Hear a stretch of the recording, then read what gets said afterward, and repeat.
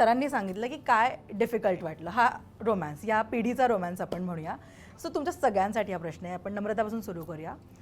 बाई ग बद्दल किंवा तुझ्या कॅरेक्टरबद्दल काय तुला सगळ्यात जास्त विचार करायला लावणारी गोष्ट होती? चॅलेंजिंग विचार करणारी. इनफॅक्ट मला असं वाटतं आपल्या सगळ्यांनाच 60-70च्या दशकातली गाणी आवडतात, सिनेमे आवडतात, तो लुक, तो एरा खूपच आवडतो. तर मलाही ती गाणी फार आवडतात. तर असं कुठेतरी वाटत होतं की अरे कसे हे शूट करत असतील, कशा पद्धतीचा त्यांचा तो गेटअप कॅरी करत असतील एवढ्या सिनेमामध्ये. आणि हे सगळे माझे विचार असतील कदाचित इतके, मग ते मॅनिफेस्टेशन झालं वाटतं. तोच रोल मला नेमका करायला मिळाला आणि ते माझ्यासाठी फार चॅलेंजिंग होतं की बघणं आणि ते आता करायचं आहे.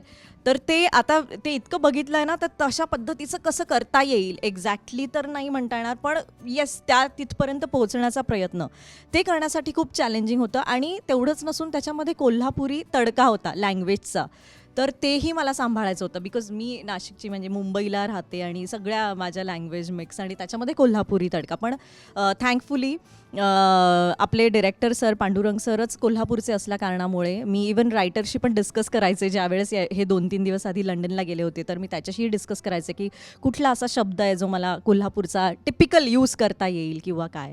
पण अगेन तो एरा सांभाळून, सो अशा पद्धतीचं लँग्वेजचं आणि इवन तो लुक, मी मगाशी गंमत सांगितली ती, आणि ह्या सगळ्या गोष्टी मला खूपच कोणता चॅलेंजिंग शब्द शिकलीस तू या दरम्यान कोल्हापुरी? तो मला वाटतं सिनेमामध्ये, तर झाल्यानंतर मग मी बोलेन. Okay. आधीच रिव्हील केले ते म्हणजे Yes, दीप्ती. चॅलेंजिंग मला माझं कॅरेक्टर खूप, मला आधी दडपण आलं, ते खूप कॉम्प्लेक्स कॅरेक्टर आहे. पण जेव्हा ते सीन्स मला करायचे होते जिथे काही व्यक्त आणि काही गोष्टी अव्यक्त ठेवायच्या आहेत, तर काय अव्यक्त ठेवायचं आणि काय व्यक्त करायचं आहे हे मला म्हणजे ॲक्ट करत असताना स्वप्नीलनी खूप मदत केली, सरांनी खूप मदत केली. थोडं अवघड होतं माझ्यासाठी, पण कारण तो राईट बॅलन्स, जसं मी मगाशी म्हणाले की तो आला पाहिजे, तो ते मला सतत त्याचं टेन्शन होतं की ते करेक्ट नोटवर दिसेल ना. तर I think we are so like एकमेकांना इतकं जास्त सपोर्ट करतो, त्यामुळे मला तेव्हा ते खूप सोपं पडलं आणि ते ओघाने होऊन गेलं आणि ते मला सगळ्यात चॅलेंजिंग वाटलं. पण व्हॉट आय टूक फ्रॉम दिस फिल्म इज सगळ्या आम्ही मुली वेगवेगळ्या पद्धतीने आपल्या वैयक्तिक आयुष्यात सगळ्या गोष्टी हँडल करतो आहे. सो सुकन्याताईचं मी पाहायचे, जुलियासोबतचे तिचे सतत तिच्या काळजीचे फोन, तिचे ताईसाठीचे काळजीचे फोन, छोट्या छोट्या गोष्टी संजय दादाच्या तिच्या लक्षात आहेत. लंडनमध्ये शूट करत असताना सुद्धा त्यावेळेला तो काय करत असेल किंवा जुलियाला काय हवं, हे सगळं कॉर्डिनेशन. नेहाचं तिच्या वैयक्तिक आयुष्यामध्ये तिच्या घरच्यांची काळजी ती कशा पद्धतीने हँडल करते. नम्रताचं मल्टीटास्किंग, की ती सोशल मीडियावर पण खूप ॲक्टिव्ह आहे, तर ती किती सतर्क असते की आपण काय काय ह्या गोष्टीतून शूट काय घेऊ शकतो आणि ते पुढे दाखवू शकतो.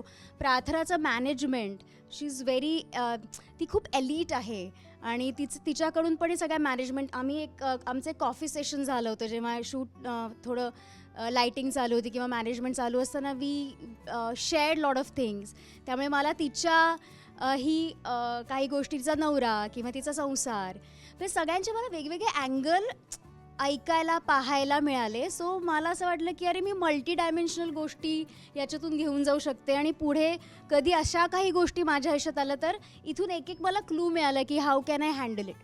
आणि स्वप्नील तर म्हणजे जेव्हा मला वेळ मिळायचा तेव्हा मला ऑन स्क्रीन आणि ऑफ स्क्रीन अजून काय जास्त छान होऊ शकतं, अजून काय चांगला अप्रोच येऊ शकतो, याबद्दल हा खूप मोठा गायडन्स मला स्वप्नीलने दिला आहे. काही अँगल्स मला कधीच विचार करू शकले नसते, तसे माझे त्यांनी कान उघडलेले आहेत. तर हे मला आयुष्यभर लक्षात राहील आणि मी सतत त्याला त्या बाबतीत त्याचे काय म्हणतो सजेशन्स घेत राहीन. सेम विथ सुकन्याताई. आणि सरांनी मला चान्स दिला आणि विचार करू शकले की दीप्ती हे काम करू शकेल, त्यासाठी सर थँक्यू सो मच. मला हिचं उत्तर ऐकूनच भारी वाटलंय खूप. ॲक्च्युली अशी लोक हवी ना आयुष्यामध्ये. हो, खरंच पाहिजे. सुगताई.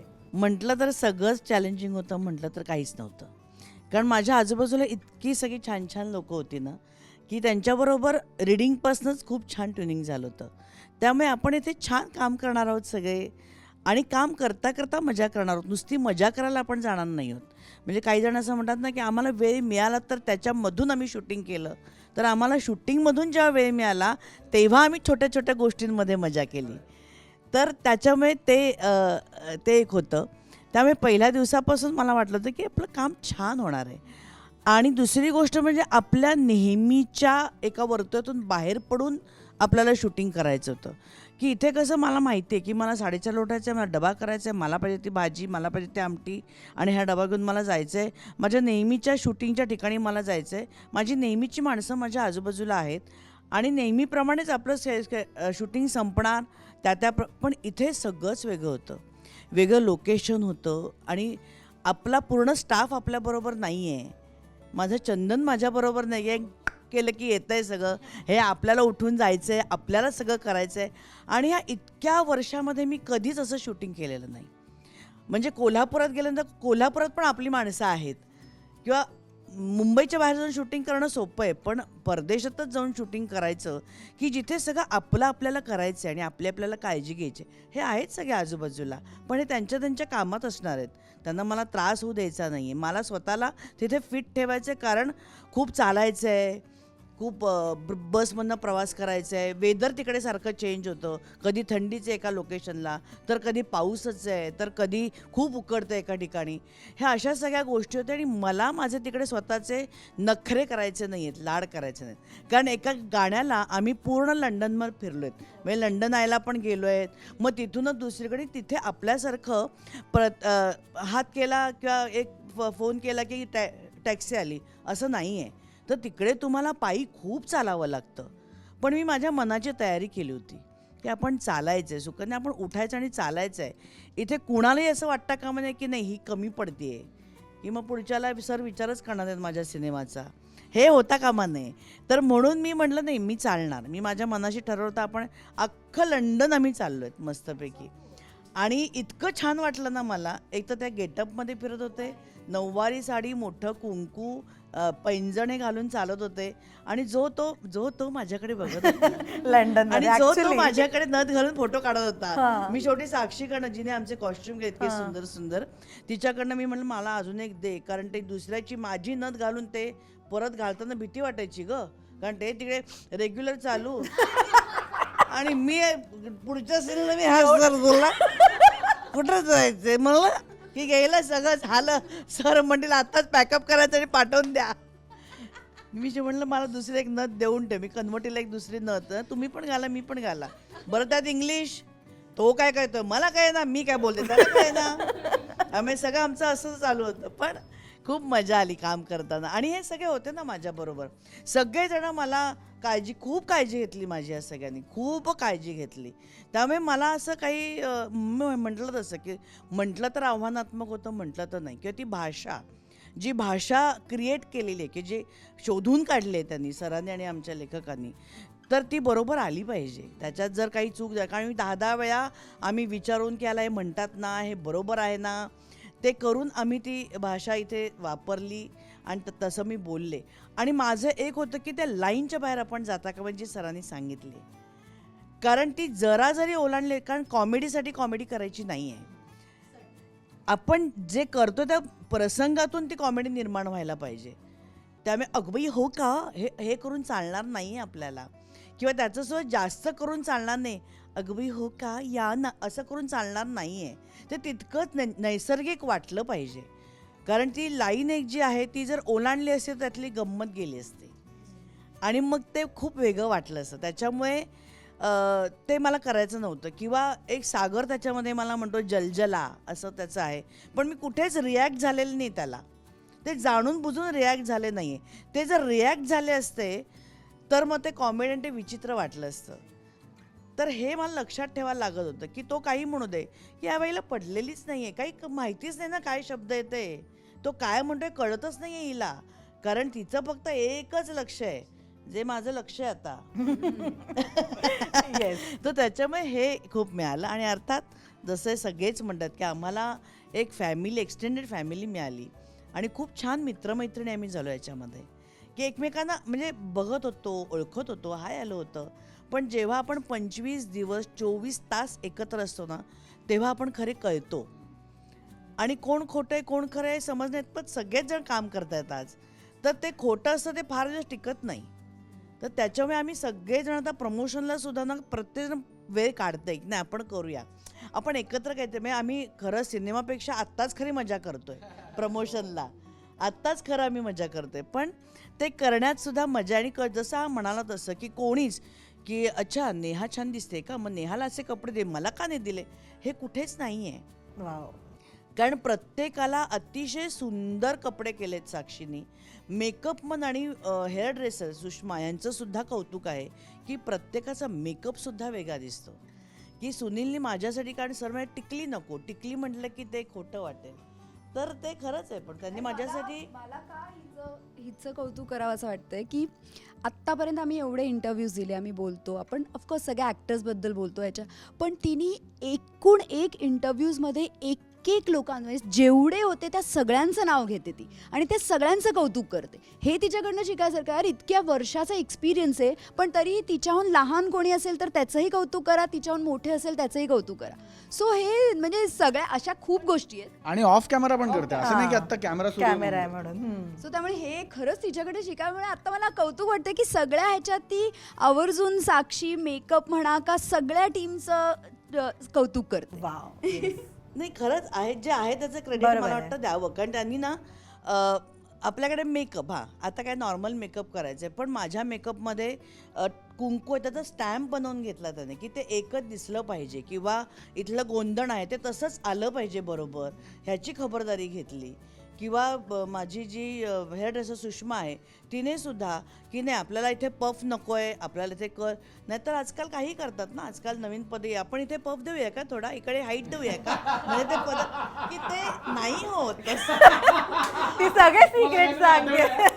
की ते ना त्यांचं काम सोपं करतात आणि मग पदराला सुद्धा तो पदर पिन दिसता कामा नाही, नाही. बरोबर. मग मी कुठून तरी शोधून काढलं की मग ते एक आहे आता सोशल मीडियावरती जी साड्या सगळ्यांना नेसवते, मग ती काय करते, मग आपल्याला क्लिप लावायच्या आहेत, मग ते शिवून घ्या, हे सगळं इथून म्हणजे ते पिना दिसता कामा नये Right, कुठेही. right, right. त्याची काळजी घेतली. बरोबर. Backup काहीच आहे. नाही. ते इथूनच सगळी सुरुवात. खरं तर आम्हाला नेसायची होती नऊवारी, पण ती आम्हाला शिवायला लागली कारण तिकडे खरंच शक्य नाही नेसणं. Absolutely. कारण वेळ पण आपल्याकडे कमीत, कारण कधी कधी काय व्हायचं, पाऊस आला त्यामुळे आमचा बाहेरचा सीन आमचा आत्ता करू शकत नाही, अचानक ऊन आलं की सर चला चला चला मग आपण तो सीन उरकून घेऊया, अशा वेळेला काय करायचं, तर त्याच्यामुळे आम्हाला ती शिवून घ्यावी लागली, नाईलाज होता म्हणून. पण तरीसुद्धा त्याच्या ट्रायल्स झाल्या आमच्या, वेगवेगळ्या साड्या माझ्यासाठी केल्या गेल्या, दागिने सुद्धा माझे वेगळे आहेत किंवा प्रत्येकीचे दागिने, प्रत्येकाचा लुक तुला पोस्टरमध्ये दिसला हो. वेगळा, तर ह्याचा खूप खोलवर विचार करून केलं गेलेलं आहे सगळं, काही असं सहज जाता जाता केलेलं नाही आहे. तर मला आणि पांडुरंग सरांचं, मला सर म्हणाला खूप आवड होत आहे, मी आपली पांडुरंग दादा म्हणते, ते बरं पडेल नाही का, सर म्हणले खूप लांबचे वाटतात ते, कारण ते तसे नाही आहेत. पांडुरंग दादाने सुद्धा ना पहिल्यापासून ह्याच्यामध्ये लक्ष घातलं. नाही तर जनरली दिग्दर्शक काय सांगतो की स्टायलिस्टला सांगतो की मला हे हवं आहे, ते तो कुठूनही आण मला माहिती नाही, पण त्यांनी पण तेवढंच लक्ष घातलं की नाही तू ह्यांना कॉन्टॅक्ट कर, इथे बघ तुला मिळेल, त्यांना विचार कुठे दागिने मिळतील, कसे हवेत, हे मला फोटो पाठव, हे लक्ष त्यांनी पण प्रत्येक वेळेला घातलं. किंवा शूटिंग करताना सुद्धा ना कधीही हा माणूस जितका आत्ता शांत वाटतं तितकाच शांत आहे, कधीही त्यांनी कुणावरही ओरडले नाहीत. असिस्टंटना सुद्धा आपण कसं लहान मुलांना आपल्या ओरडतो की भावाला ओरडतो, काय तुला एवढं कळत नाही का, आता शॉट थांबला ना आपला, किती वेळ लागणार तुला, त्या 15 मिनटं, पण 15 मिनिटांनी आलं पाहिजे, तोपर्यंत मी ते काहीतरी करतो. म्हणजे आम्हाला कोणाला बसून दिलं नाही, त्यांच्या डोक्यात होतं की नाही हे आपल्याला करायचं आहे, त्यामुळे प्रोड्युसरचा विचारही ते करत होते. प्रोड्युसरसुद्धा आशिष अग्रवाल काय, नितीन वैद्य काय, यांनी कधीच कुठे नाही आपलं एवढं बजेट नाही हे नको, हे कधीच केलं नाही, कधीच नाही केलं. हे खूप कौतुकास्पद आहे. त्यामुळे सरांमुळे सुद्धा ना आमच्या सेटवरचं वातावरण शांत होतं आणि आम्हाला कुठेच कटकट आहे, चला चला लवकर आटपा, बस रेडी, नॉर्मली होतं तेवढंच झालं. पण त्यामुळे सुद्धा ना खूप फरक पडतो आपल्याला काम करण्यामध्ये. नाहीतर ना सेटवरती आरडा ओरड शिव्या अशा की आपलं वाटतं यार चला लवकर संपवा आता. पण माझं का नाही आज शूटिंग, मी काय करू हॉटेलमध्ये बसून, आज हे म्हणाला मी काय करणार हॉटेल, तुम्ही सगळे तिकडे, मी येणार, हे प्रत्येकाचं होतं. नाहीतर कोणी फक्त आम्ही मध्येच जाऊन नाटक बघितलं हा. खूप भारी पण सरांची हा. परमिशन घेऊन अर्थात. पण म्हणजे त्यामुळे ना ते वातावरण असल्यामुळे स्क्रीनवरती पण तुम्हाला तसंच दिसतं. स्क्रीनवरती पण आम्ही सगळे तुम्हाला फ्रेश दिसतो. मुख्य म्हणजे कारण पहिल्या फ्रेमपासून शेवटच्या फ्रेमपर्यंत स्वप्नील आहे. आम्हाला निदान मध्ये मध्ये शॉपिंग करायला वेळ मिळायचा, नाटक बघायला वेळ मिळायचा, पण ह्याला तर कधीच वेळ मिळायचा नाही. म्हणजे सेटवरती पण मिळाला नाही त्याला कधी वेळ की आम्ही आईस्क्रीमच खातोय हे त्याला कधीच करायला मिळालं नाही. तो तर खरं खवय्या आहे, पण त्याला ते आनंद घेता आला नाही. म्हणून आम्ही परत जाणार आहोत लंडनला आणि आम्ही मी पण येणार येस स्नेहा. तर हे असं वातावरण सगळं होतं. स्नेहा तसं तुम्ही बोलले की खूप चॅलेंजिंग होतं, कारण त्या काळातलं ॲक्टिंग करणं, कारण आपण ते काळ आपण जगलेलं नाही आहे. आणि मग मी सरांना, माझा काळ होता 1980चं, आणि मी सरांना विचारलं की कुठलं म्हणजे कसं काय करू, कारण मला कसं माहिती पडेल ना की ते कसं करायचं आहे. तर मी लहानपणापासून श्रीदेवीजींना बघत आले आहे. सरांना पण त्यांचंच एक्झाम्पल दिलेलं होतं, आणि माझा वाढदिवस पण मी शेअर करते त्यांच्यासोबत. वा क्या बात आहे, मस्त भारी आहे. हा. तर मला, आणि I am huge fan of her, तर मला असं खूप आनंद झाला की त्यांच्यासारखं म्हणजे त्या काळातलं मला करायचं आहे. पण त्यांच्यासारखं करणं अशक्य आहे, करूच शकत नाही, कारण ते लेजंड होते. फक्त मी त्यांचा इनोसंट घेतला, आणि आणि माझी लँग्वेज जी अमरावतीची आहे, जी मी पिक्चरमध्ये यूज केली आहे, की काय करून राहिला बे जाणं तिकडे, तर ते तो एक नवीन कॅरेक्टर निघून आलेला आहे. तर हो, खूप मस्त. पण हे सगळेजण आपापल्या कॅरेक्टरबद्दल बोलत आहेत, पण या चित्रपटामध्ये अशी एक व्यक्तिरेखा आहे ना, असा मित्र प्रत्येकाला हवा.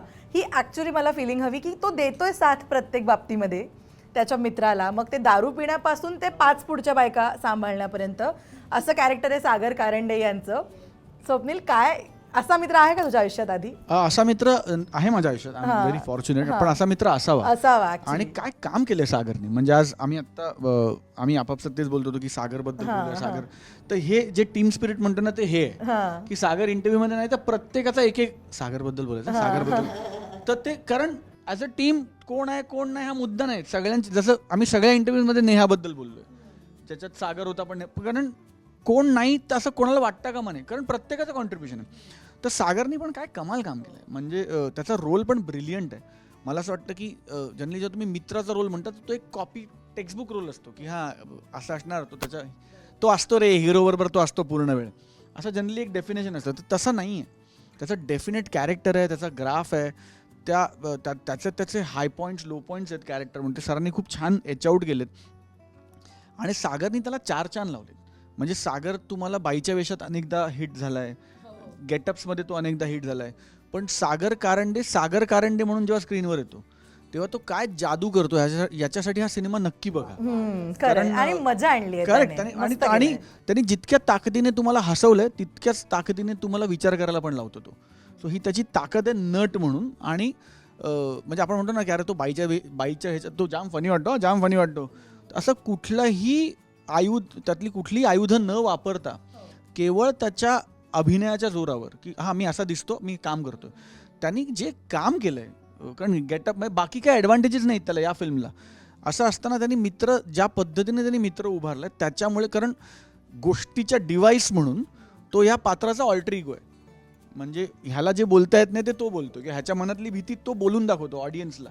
सो तो कॅरेक्टर फार महत्त्वाचं कॅरेक्टर आहे, आणि सागरने त्याला 4 चान लावले. कमाल आहे. आणि ट्रेलरच्या ना शेवटी एक सुंदर वाक्य आहे की बाईच्या मनातलं जाणून घ्यायला बाईसारखाच विचार करायला हवा. Then we see Swapnil Joshi मुलींच्या गेटअप मध्ये, आणि तो सुंदर दिसतोय. कमाल. पांडुरंग सर, हे त्याच्याकडनं करून घेणं किंवा हे सुद्धा एक सेक्शन असू द्यात, यावर काय सांगायला आवडेल तुम्हाला? हा लगेच रेडी झाला होता त्याच्यासाठी ना. स्वप्नील सर कामासाठी काही करायला तयार असतात. म्हणजे ते कामामध्ये खूप जेन्युइन आहेत. म्हणजे सगळेच आहेत हे.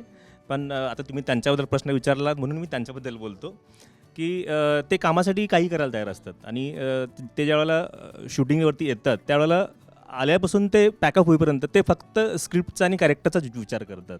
मग स्क्रिप्टसाठी आणि कॅरेक्टरसाठी काही करायला ते तयार असतात. कधीच त्यांच्या तोंडून नाही हा शब्द मी आजपर्यंत त्यांच्याकडून कधी ऐकलेला नाही आहे. सर हे करायचं सर करूया, रेडी. हां. सर हे करूया. आत्ता पण आमचं काही डिस्कशन झालं होतं, सर हे करूया. ते सिनेमासाठी काही करायला तयार असतात. त्याच्यासाठी मग बाईचं गेटअप मी सांगितलं त्यांना, ते रेडी झाले करायला, काही प्रॉब्लेम नाही. त्यांनी कधीच कुठल्याच गोष्टीसाठी त्यांनी कधीच आडेवडे घेतलेले नाही आहेत. येस. हो. कारण बाई हे दोघं होते हा. पण आम्ही सगळे इन्सिक्युअर झालो होतो ग, इतके छान दिसत हो, होते दोघं. आणि लिटरली आम्ही लंडनला शूट करतो, मला आठवतं हे दोघं बाई झाले, मागणं मी शूट करते, आम्ही लिफ्ट आणि सागर खरंच त्या बाईंच्या स्टाईलमध्ये वागत होते आणि तसंच बोलत होते. आणि एकही मुलगा असा नसेल की ज्यांनी वळून बघितलं नसेल. आणि त्यात परत एकदा जाताना एक खूप अशी छान 5-6 मुलं अशी येत होती समोरून, सगळी फिरंग अशी हँडसम मुलं होती. आणि मी स्वप्नीला सांगितलं, स्वप्नीला सगळे तुझ्याकडे बघताय. तर स्वप्नील म्हणे थांब मजा घेतो, तुला आठवतं. जाऊन त्यांना प्रश्न विचारले त्यांचे, आणि ते सगळे असे फुल मेस्मराईज झाले होते ह्याला बघून. सो हे चॅलेंजिंग पेक्षा मला असं वाटतं हे एका ॲक्टर मधली ही क्वालिटी आहे की त्याच्याकडे जे काम आलंय ते बेस्ट करायचं. म्हणजे मग त्याच्यात मी हे नाही करू शकणार, मला असंच द्या तसंच द्या, काही नखरे नाही. म्हणजे ते त्यांनी मस्त परफॉर्म केलं की त्यामुळे ते दिसेल पण इतका तो ईज त्या ह्याच्यात आलाय. पण स्वप्नील, बायकांच्या मनातलं ओळखण्यासाठी रिअल लाईफमध्ये सांग, तुला काय वाटतं, तुला योग्य पर्याय काय वाटतो? बाई म्हणेल त्याला हो म्हणायचं, म्हणजे सेफेस्ट पर्याय आहे. कारण मला असं वाटतं की आम्ही हे जेन्युइनली म्हणतो, आणि माझं हे वैयक्तिक मत आहे माणूस म्हणून, हे ह्यांना माहिती आहे की they are the Superior species. त्यांना आपल्यापेक्षा जास्त कळतं, त्या आपल्यापेक्षा मोठ्या आहेत कर्तृत्वाने, मानाने, अकलेनी, ताकदीने पण. कारण ताकद म्हणजे फक्त वजन उचलणं ही ताकद नाही, that's one aspect of strength. Mental strength is also strength, emotional strength is also, EQ is also strength. So मला असं वाटतं की जर त्या सर्वार्थाने आपल्यापेक्षा बेटर आहेत, तर पहिलं ह्याचा ॲक्सेप्टन्स की त्या सर्वार्थाने आपल्यापेक्षा बेटर आहेत, आणि दुसरं त्या ॲक्सेप्टन्समधनं येणारं सरेंडरिंग की ह्यातलं हिला जास्त कळतं, हिला विचारूया आणि करूया.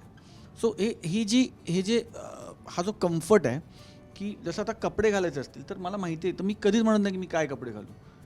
तर आय ऑलवेज आस्क लीनाला की हां तू सांग, मग ती अर्ध शॉपिंग ती करते. सो किंवा डिसिजन्स घ्यायचे असतील तर काही इमोशनल, तर ते नेहमी ते त्यांचा तो फोर्टे आहे, त्यांना ते येतं. सो बाईच्या मनातलं सगळं कळेल का तर नाही कळणार. पण मला असं वाटतं की ती नात्यांमधली गंमत पण आहे. कारण सगळं उलगडलं तर उलगडण्यातली मजा कधी घेणार. मला असं वाटतं की पटकन पोचलात तुमच्या डेस्टिनेशनला तर प्रवास कधी एन्जॉय करणार. सो स्त्री पुरुष संबंधातला प्रवास हा मला पोचण्यापेक्षा जास्त महत्त्वाचा वाटतो. फक्त तो प्रवास रंजक करता आला पाहिजे, त्याच्यातली गंमत टिकवता आली पाहिजे. त्याच्यात तुम्ही जर एन्जॉय करू शकलात तर तुम्हालाही असं वाटेल की डेस्टिनेशन येऊ नये. आणि दॅट इज एक्झॅक्टली वॉट बाईगर टेल्स यू. बाईगर तुम्हाला तेच सांगतो की कोणाचाच हा प्रवास 2+2=4 नाही आहे, कोणालाच हे कोडं सुटलं नाही आहे. म्हणजे चित्रपट पण शेवटी हेच सांगतो. पण हे कोडं सोडवण्याचा प्रयत्न करणं is half the battle one. की तुम्हाला असं वाटणं की तिचं मन ओळखायला त्याचा मी प्रयत्न करतो, is all that a woman wants. तिचं असं म्हणणंच नाही की तुम्ही ते सोडवा आणि कसं भारी तुम्हाला तर कळलंय, तर ते शक्यच नाही आहे. आणि तसा प्रयत्न तिनेही करावा. हेच सिनेमा म्हणून आम्ही आवर्जून म्हणतोय की हा फक्त बायकांचा सिनेमा नाही आहे, हा पुरुषांचा पण सिनेमा आहे. आणि प्रत्येक बाईलाही असं वाटेल की हा यार हे माझा नवऱ्याचा पॉईंट ऑफ व्ह्यू मी कधी लक्षातच नाही घेतला यार, बरोबर ॲक्च्युली त्याचं, म्हणजे बरोबर त्याचं. सो या दोघांनाही अत्यंत मनोरंजकरित्या आरसा दाखवणारा चित्रपट आहे. कुठेही हा चित्रपट तुम्हाला प्रीची होत नाही किंवा काही तत्त्वज्ञान सांगत नाही किंवा हा काही समाज घडवत नाही, हा काही संदेश देत नाही, हा चित्रपट तुम्ही काय म्हणून घरी नेता वगैरे असं काही होत नाही. हा चित्रपट माझ्या म्हणण्याप्रमाणे आत्ता समाजाला ज्याची सगळ्यात जास्त गरज आहे ते काम हा चित्रपट करतो. हा तुम्हाला रिलॅक्स करतो. कारण अदरवाईज इतका स्ट्रेस आणि इतकं काय काय चाललंय आपल्या प्रत्येकाच्याच आयुष्यात, तर मनोरंजन ह्याच्यासारखं म्हणजे करमणूक ह्याच्यासारखं दुसरं मेडिटेशन नाही असं मला वाटतं. म्हणजे अन्न वस्त्र निवारा इंटरनेट, तर मला असं वाटतं अन्न वस्त्र निवारा इंटरनेट आणि एंटरटेनमेंट ही मूलभूत गरज आहे माणसाची. त्याचा फॉर्म वेगळा असेल, त्याचं क्राफ्टिंग वेगळं असेल. हा चित्रपट तुमचं मनोरंजन करतो, पैसे वसूल असल्याचा तुम्हाला फिलिंग देतो. किंबहुना हा चित्रपट फक्त स्त्री पुरुष पण नाही, हा चित्रपट म्हणजे फक्त नवरा बायको या अर्थाने पण नाही. हा कारण प्रत्येक आई ही कोणाची तरी बायको आहेच ना. प्रत्येक काका हा कोणाचा तरी नवरा आहेच ना. सो हा जेनेरिक स्त्री पुरुष संबंधांवर भाष्य करणारा चित्रपट आहे. तो अख्ख्या फॅमिलीने बसून एन्जॉय करायचा फिल्म आहे. त्यामुळे मला असं वाटतं की बाईच्या मनातलं ओळखणं हे कठीण आहे, पण त्याचा प्रयत्न करणं खूप सोपं आहे आणि त्याची सुरुवात लगेच व्हायला पाहिजे. क्या बात. पण तुम्हाला काय वाटतं, बाईच्या मनातलं ओळखणं हे कठीण आहे का सोपं आहे? काय वाटतं प्रार्थना? अरे बापरे.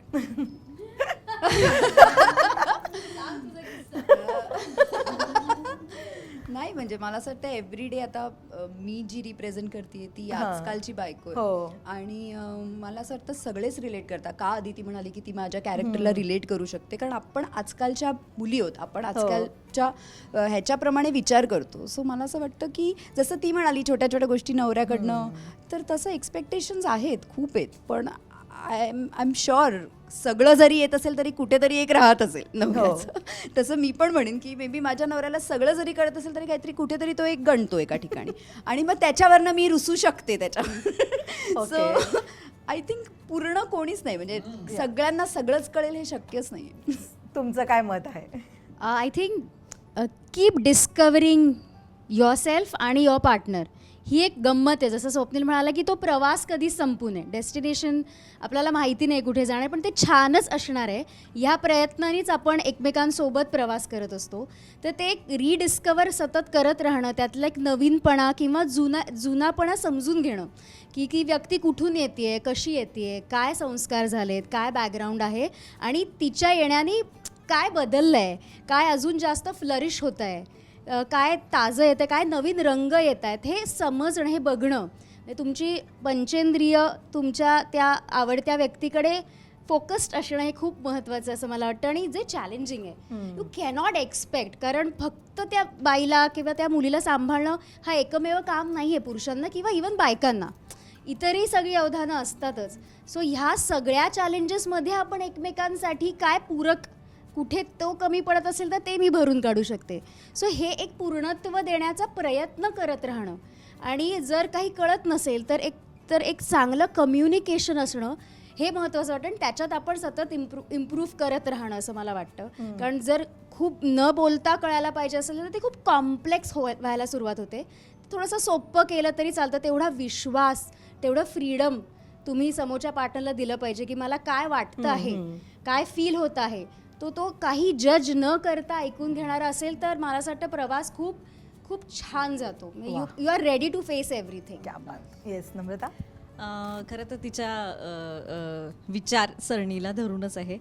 मी अशी आहे ना, बिईंग अ नम्रता, की कॉम्प्लिमेंट म्हणजे असं कॉम्प्लिमेंट करावं असं वाटतं ना स्वतःहूनच, पण नाही केलं ना कोणी, मी स्वतःहून म्हणते अरे सांग ना कशी दिसते मी, किंवा अरे फुलं विकणारा असतो ना सिग्नलवर वगैरे, म्हटलं एवढं छान आहे मी, मला दे ना, मला आवडतात ना वगैरे, असं मी मागून घेते बिंदास.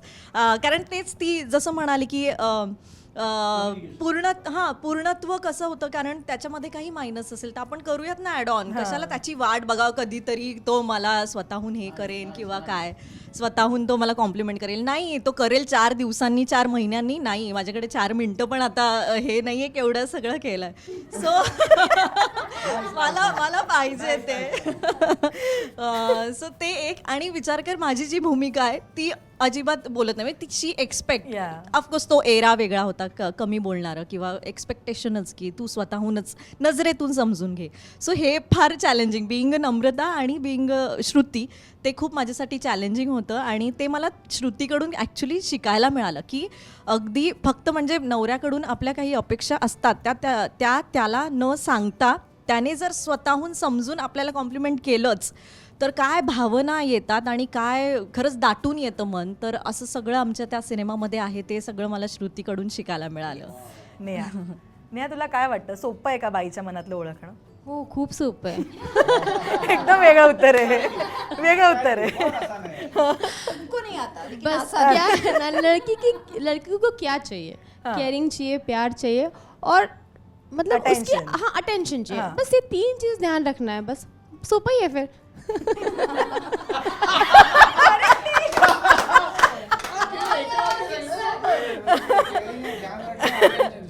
खतम. एवढं सगळ्यात सुखत आहे. आमच्याकडे थोडं उलट आहे. ओके. संजय मोने कसे ते सगळ्यांनाच माहिती आणि मी कशी आहे ही सगळ्यांना माहिती आहे. आता 25 वर्ष झाली संसाराला. मी अशी बडबड बडबड बडबड बडबड आता पण माझं खूप एडिट करायला लागणार आहे तुला.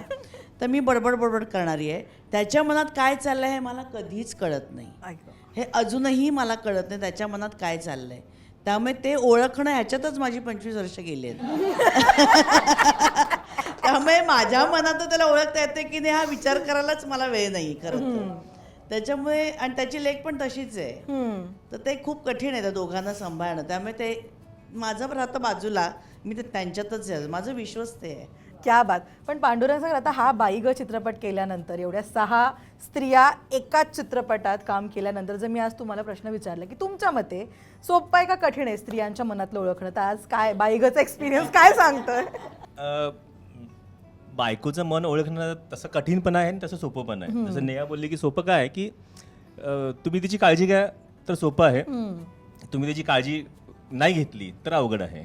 नवरा बायकोचं नातंही असंच आहे की आपण दोघंही आपापल्या ठिकाणी करेक्ट असतात, पण आपल्याला वाटत असते की समोरचं चुकीचं आहे किंवा त्याला वाटत असतं की आपण चुकीचं आहोत. पण दोघांनाही एकमेकाला समजून घेतलं ना तर हे नातं खूप छान आहे. खूप मस्त. आणि तयार झालाय चित्रपट बाई ग. 12 जुलैला येतोय प्रेक्षकांच्या भेटीला. सो ना आता 5 रिझन्स करूया आपण 5 जणींनी. बाई ग हा चित्रपट बघायचं एक एक कारण मला सांगायचं. कोणापासून सुरू करू? Prarthana? I think entertainment entertainment entertainment. सगळ्यात सोपं उत्तर दिलंय ना. Yes yes Deepti. हां. ॲक्च्युली करमणूक हा खरंच प्रार्थना एक भाग करेक्ट सांगितलं आहे. पण मला असं वाटतं की नातं आणखीन छान समजून घ्यायचं असेल थ्रू एंटरटेनमेंट तर नक्कीच पिक्चर पाहायला पाहिजे. नम्रता?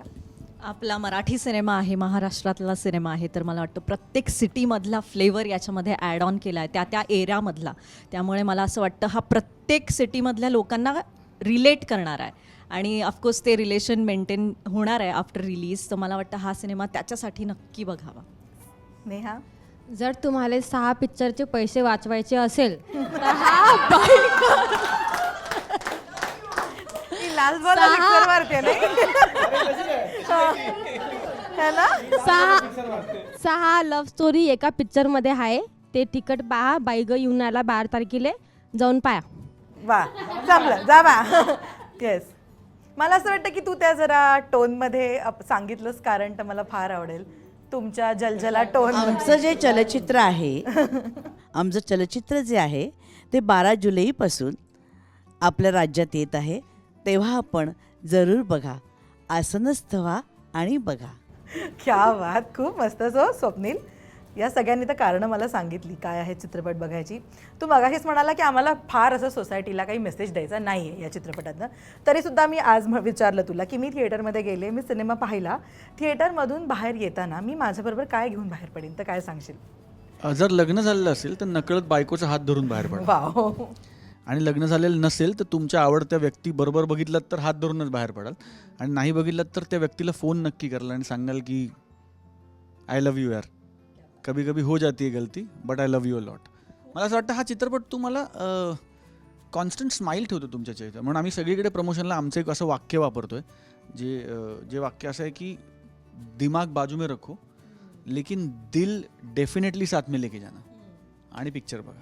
खूप मस्त आणि मजा आली मला तुमच्या सगळ्यांशी गप्पा मारून. Thank you. एवढी colourful team. All the best तुमच्या सगळ्यांना 12 जुलैसाठी. येस. दर्शना, मला तुला एक प्रश्न विचारायचा. आता तू एवढं विचारलंस पण तू पण सिनेमा बघितलाय. हो. सो मला असं वाटतंय की ऑडियन्सला तू खूप छान सांगू शकशील या सिनेमाबद्दल. Audience ऑडियन्स म्हणून, म्हणून की absolutely. काय वाटतंय या सिनेमात बघण्याचं. सो लाईक नम्रता मगाशीच म्हणाली की फ्लेवर्स तुम्हाला बघायला मिळतील आणि दीप्ती पण बोलताना असं म्हणाली की सगळंच व्यक्त करायची गरज नाही आहे, डोळ्यातनं सुद्धा अनेक गोष्टी दिसतात. हे ना मी ऐकत होती सगळेजण काय काय बोलतात. अदितीताई बोलली की नाही होत एखादा व्यक्त किंवा त्याने पूर्ण ताट संपवलं म्हणजे त्याला आवडला. ॲक्च्युली ना या सगळ्याचं मिक्सचर बाई ग हा चित्रपट आहे. प्रत्येक कॅरेक्टर, प्रत्येक लव्ह स्टोरी म्हणूया आपण प्रत्येकाची, ही तुम्हाला काही ना काहीतरी शिकवते. मग ती अबोल असेल, ती खूप व्यक्त होणारी असेल किंवा तू मला आत्ता अटेन्शन दे हे सांगणारी असेल. एवढा फ्लेवरफुल सिनेमा आहे आणि मी स्टार्ट टू एंड मी जेन्युइनली सांगते लाईक ही सेड की स्माईल असतं चेहऱ्यावर, मजा येते, गाणीसुद्धा कमाल आहेत आणि जे तुम्ही प्रमोशनल सॉन्ग बनवलं आहे जंतर मंतर ते तर भारीच आहे. सो येस, मी अजून एकदा बघणार आहे. थँक्यू आणि all the best. so much. Thank you. So much. Lovely.